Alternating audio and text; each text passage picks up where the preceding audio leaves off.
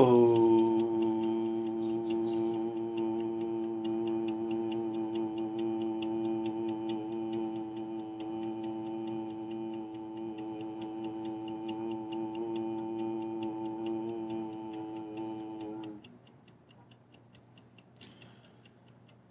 O Ishwar, O the Brahman, O the sense of self-awareness, O the pure consciousness, lead us from darkness to light, lead us from untrue to true, lead us in your way, let me speak the words of truth, and let me speak the words of wisdom. Blessings to be on my listener, whether it's a herself or it's a himself.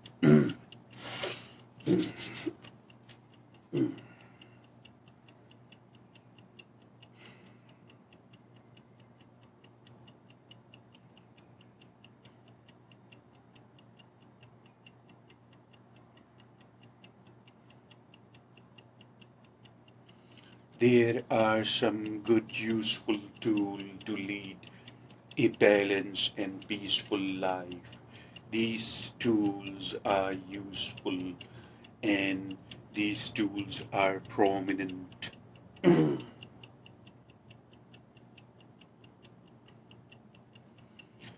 These tools are useful and these tools are prominent. I would start with a rather humorous or funny story back in ancient India. A man was riding a horse and he was rushing. He was very fast, and there was a passerby who witnessed this man who was riding the horse in a hurry and was very fast. So the passerby yelled, "Where are you going in such a hurry?" And the man replied, "I don't know. Ask the horse."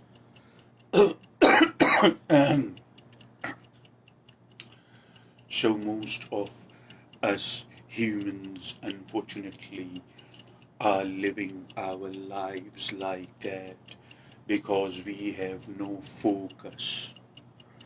We cannot focus on a certain scenario or experience more than a few seconds. You see, Swami Vivekananda stressed about that the difference between an average person and an extraordinary person is the difference of focus. An extraordinary person, or what makes a person extraordinary, is the power of his or her focus.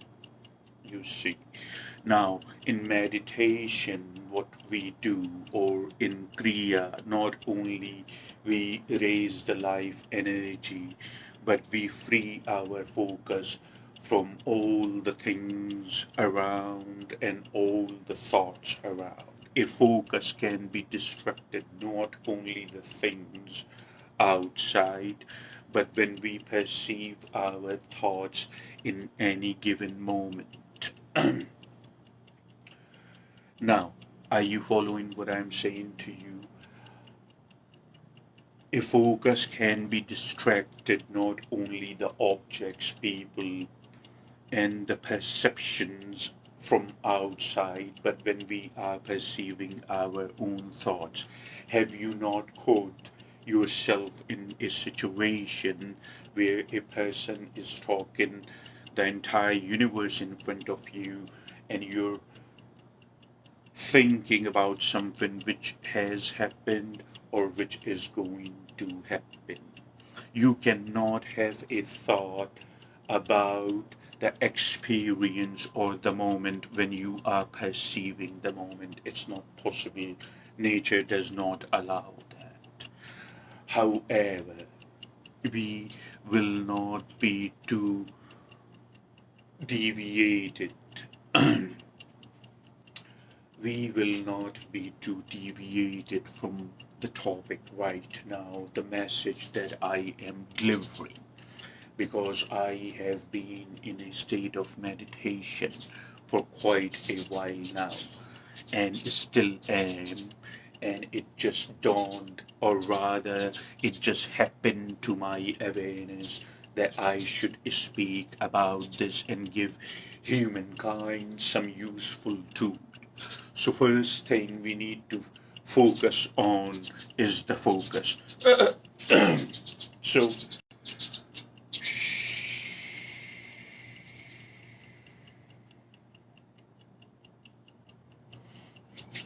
good morning. So first thing we need to focus on is the focus itself, as I gave you the example not long ago about the man riding the horse, rushing, and when asked, "Where are you going in such a hurry?" The man answers, "I don't know, ask the horse." This is how most of us humans are living, easily distracted by anything around. You see, easily distracted by things around us and the thoughts within us. If we can focus on something more than a few minutes, we look literally, I'm not joking, if we can focus on something more than a few minutes literally, that is one of the key of success in anyone's life. It would make brilliant changes. You would become very successful in whatever you are doing. The tool is basically first to free your thoughts from the things around you and the things within. You see, we tell a person, do not think, but we do not tell the person how to get there. We realize that no words have any meanings in reality. We don't realize through a thinking mind, but we profoundly realize. We have talked about this numerous times. Words are just the markers, basically, that so human can function in the society. The sages in ancient India and mentioned in Bhagavad Gita that the word, excuse me, the world we experience is not what we think it is, but all you have experienced your entire life are just the shape and forms.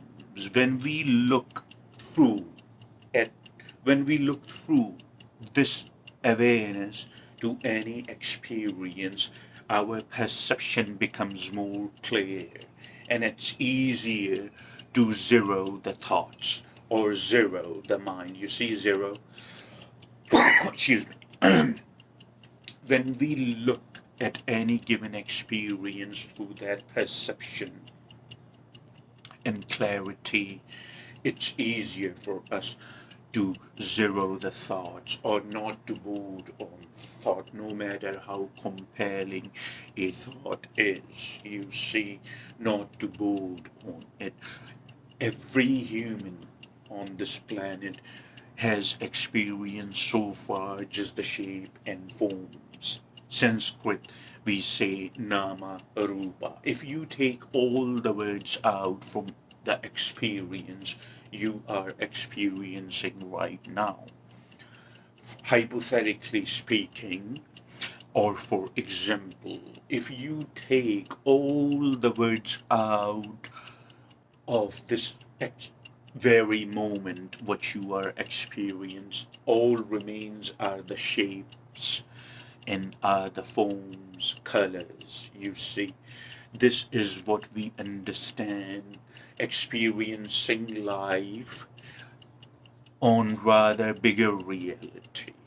You see, because all we have experienced in our entire life in all these years are nothing but shape and forms. When we give birth to words and we put our faith or focus that words are real, of course words become alive, but the power or the life is coming from you.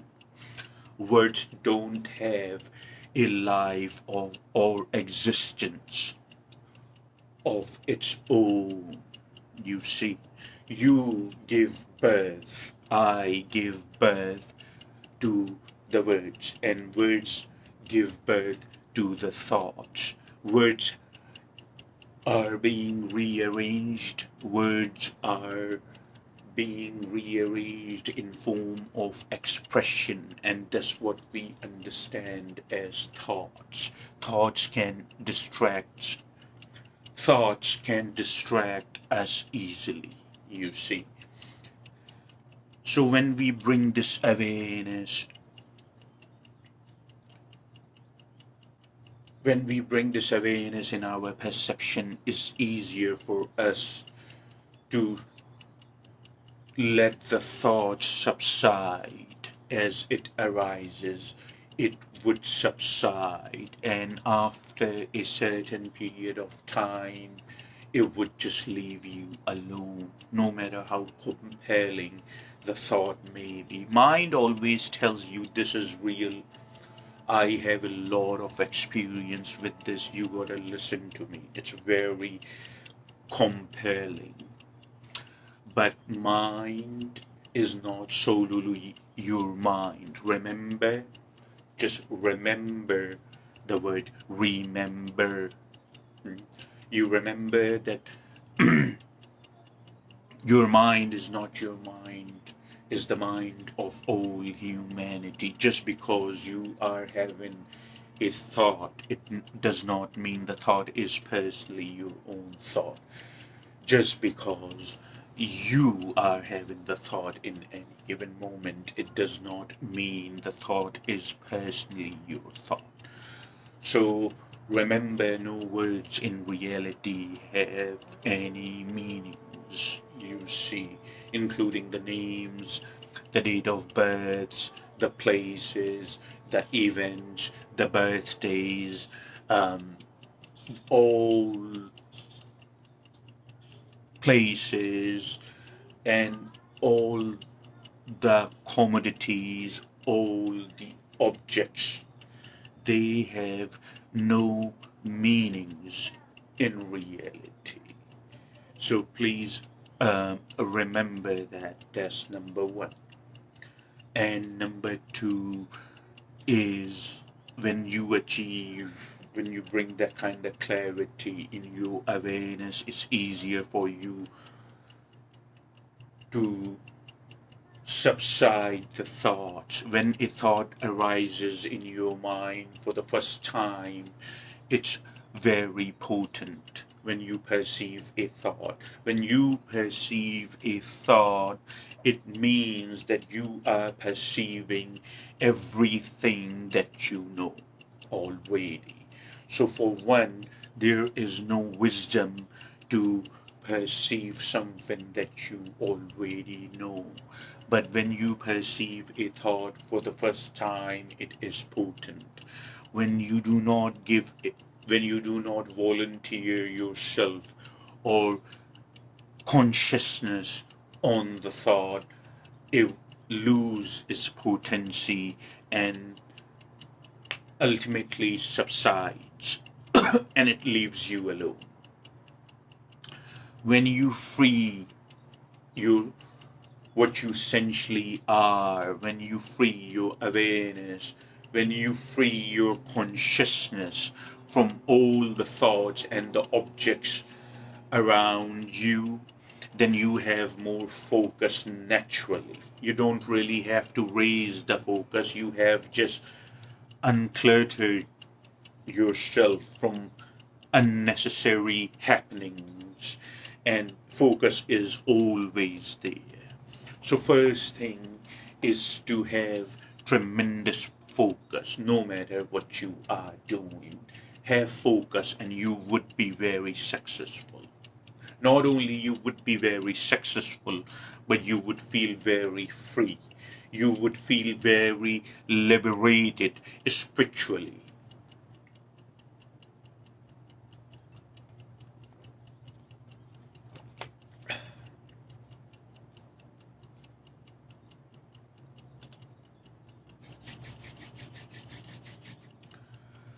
Number two.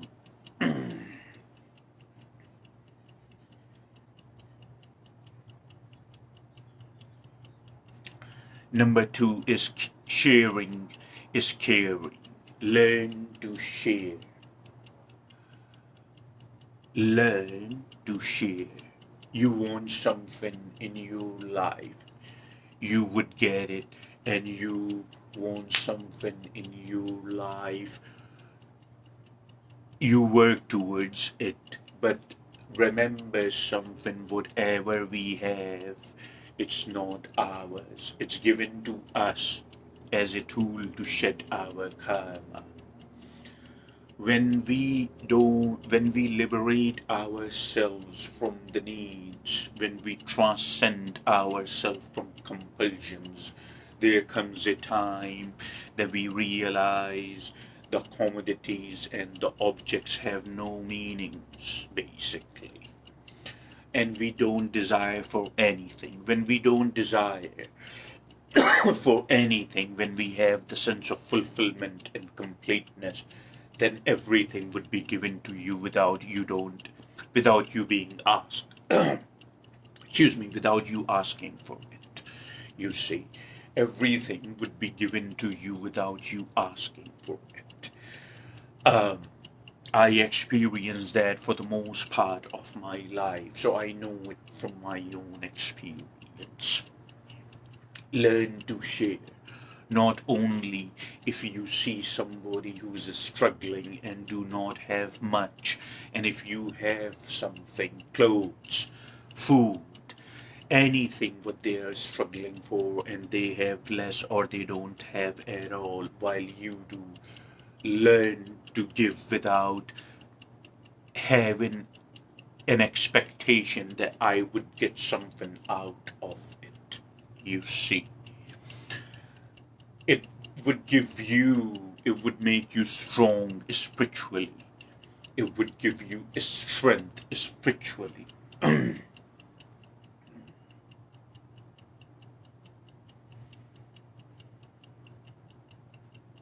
It would make you strong spiritually. It would give you strength spiritually when you learn to give. You see, when you are not scared, when you don't have a fear that it would be less or you would lose it, because by definition anything and everything, if it has any type of objectivity attached to it, it would be gone ultimately, or either way. So when we realize that what we experience, even if the commodity at this moment in time, in present, is in our possession, it still does not belong to us, you see. It is given to us. So learn to share. Sharing means you can help somebody if they are struggling with something and you have more of it than them. Learn to share.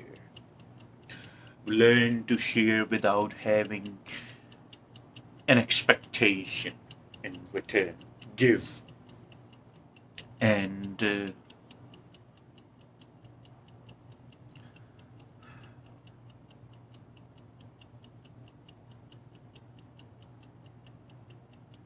without any greed, without any hopes, or without having a mind frame that right now I am investing in something and tomorrow I would get something in return. You have to be totally selfless, but you have to be totally selfless but not selfish.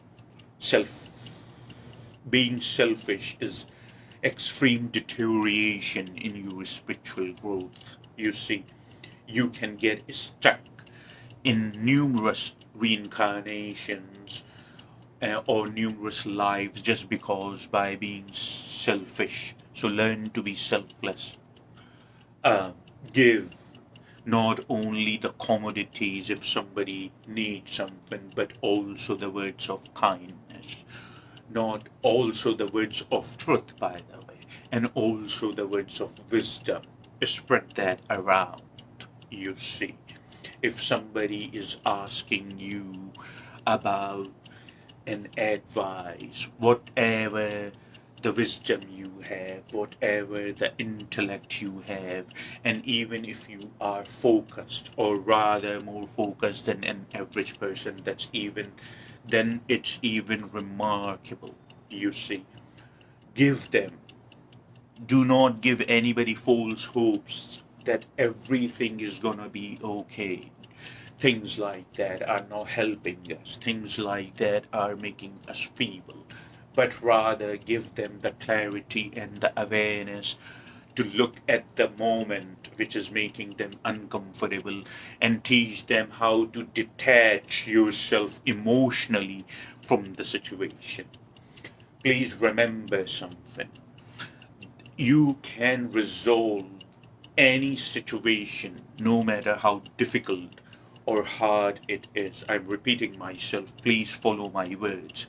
You can resolve any situation, no matter how difficult or how hard it is, if you emotionally detach yourself from the situation.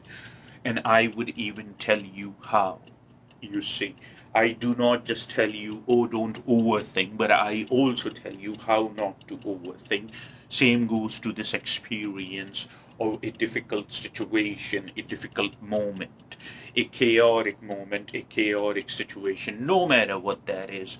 If you learn to emotionally detach yourself and look and observe it as an and observe it as a spectator. Observe it like a silent. You see,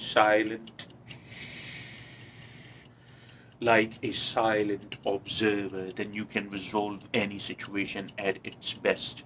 The first thing to resolve any situation or any bad experience at your best is to accept how it is. You see, the first thing to emotion, the first tool to emotionally detach yourself and observe the situation as a spectator is to accept the situation.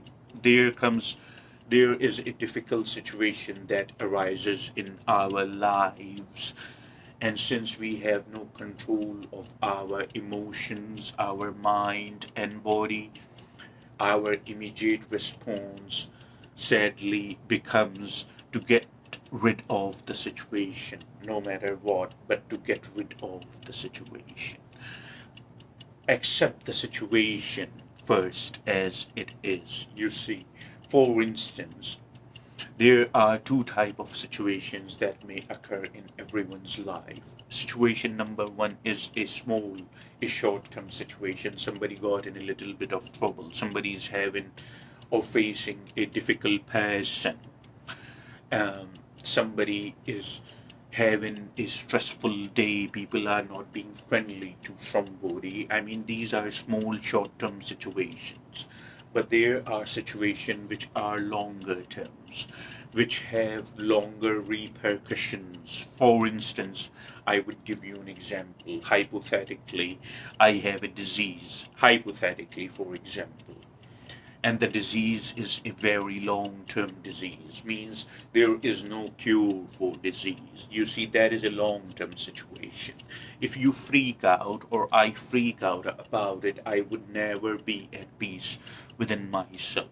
But if I detach myself and first I accept the situation not only as it is, but with so much passion that I ask for it, or as if I literally wished for it, or I literally asked for it. The level of my acceptance towards that difficult situation, the level of my acceptance towards that difficult experience or the situation which is attached to me, first thing is to accept it in such intensity as I believe that I wished for it.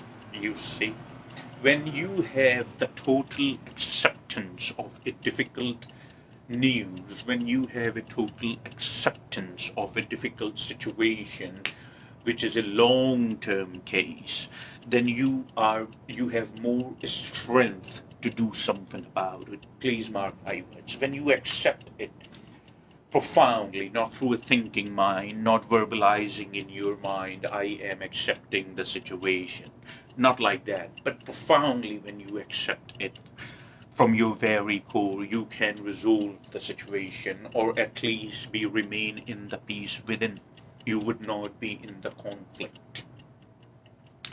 And number three, whatever you do, your intention is always to do your best and have clarity in your mind. Whatever you are doing, you should know the cause and you should know its effect. You see,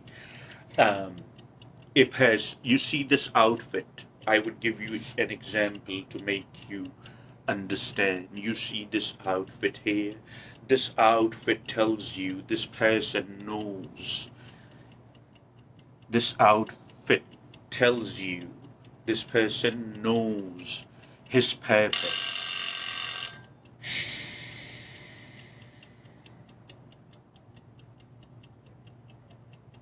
It's time for a private meditation session. I'm glad that we are almost wrapping it up. We are almost summing it up. Number three is when, for instance, I'll give you an example. When you look at this, it tells you this person knows his purpose. Life itself has no particular purpose. The only purpose in life is to find God or happiness within, without any outside support. You see, that's the only purpose if you are so adamant. However, to find God within or to find concrete happiness, you have to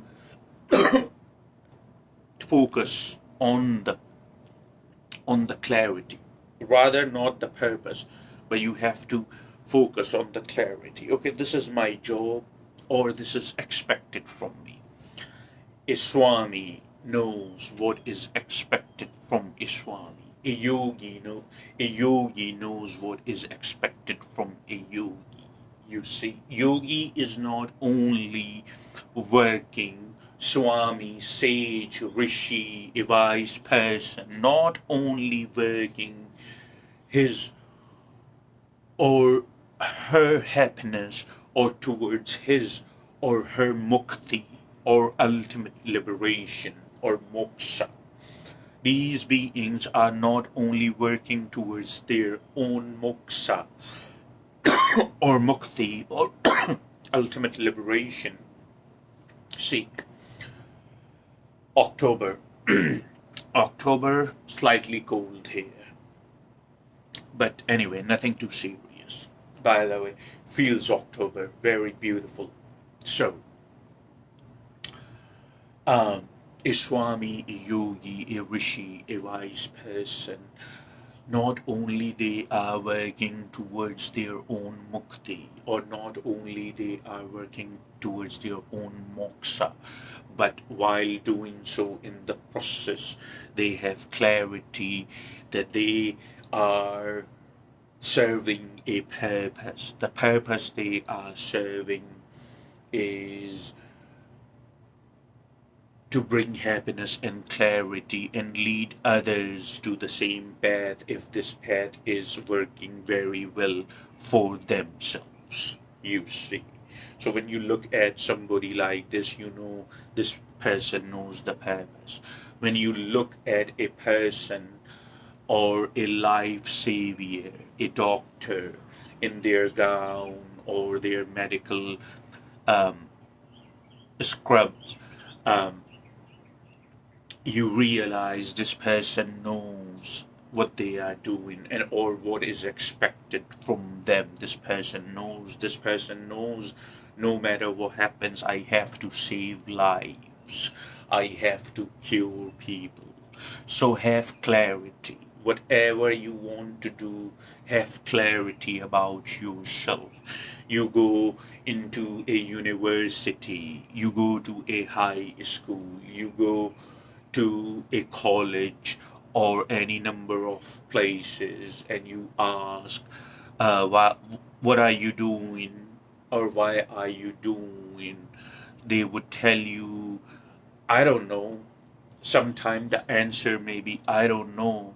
It seems like everybody is just about doing the same thing, so I am doing too. You see, this is what we understand as there is no clarity in the perception. Have the clarity that why have the clarity of the cause and have the clarity of its effect and have the clarity of it, what the word I'm looking for in English, repercussions. Have the clarity of the repercussions of one's action. Have clarity. Um, be a good one, have clarity, no matter what you want to be. What was that president, Jimmy Carter? Um, I might be mistaken. I think it was one of the presidents here. I think it was Jimmy Carter, maybe. And he said that whatever you want to be a good one. You see, that's a wise thing, that's a smart thing, that you have clarity, you see. You have clarity in your perception. You should know what you are doing. You ask somebody, what are you doing nowadays? They would probably tell you, I don't know. You don't know. This is such a precious gift, basically, which is given to you, and you don't yet know. So have clarity, and it would make things easier to achieve something, you see. Anyway, you heard the bell, so it's time for me to conduct a private meditation session. I hope this retreat or this message has been very useful for you. Tomorrow, hopefully, we would talk about some good and brilliant wisdom from Bhagavad Gita. You see, remember last week we talked about the wisdom in Bhagavad Gita. Tomorrow we would bring more clarity. Do not count my words on it, however, I am the one who believes you are as good as your words. That's true. So my intention is always to keep my words. That's what my intention is. You see, what I'm saying to you is important. Your words are important. Again, words do not have any meanings, but since we give birth to the words, they become important. So tomorrow, my intention, you see, intention is the birth of the creation. All the creation you have been experiencing in your entire life, intention is the birth of the creation. So remember that. So my intention is to bring some more clarity from Bhagavad Gita tomorrow. Have you learned to sit yet? Are you making time every day for yourself? Solely, are you creating enough distance from the mind of all humanity and what you essentially are? Have you been doing all these things for your own well being? Learn to sit, learn to breathe, learn to focus.